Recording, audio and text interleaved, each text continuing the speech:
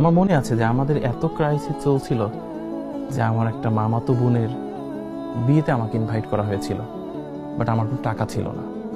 আমার আমার স্ত্রীর হচ্ছে একটা নতুন শাড়ি ছিল, ওটা পরা হয়নি, ওইটা আসলে আমরা র্যাপিং করে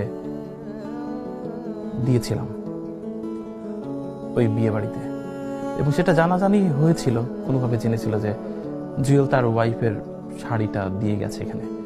তারা এটা খুব বাজেভাবে ডিফাইন করেছিল, আমি খুব কষ্ট পেয়েছিলাম।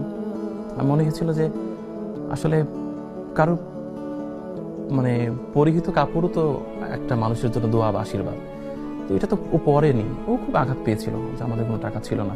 তারপর আমাদের মনে হলো থাক, আমরা এভাবেই খুশি এবং আমাদেরকে সবাই ছেড়ে যাক, আমরা আমাদের আর্নিংয়ের 95% আমরা মানুষকে দিয়ে যাবো।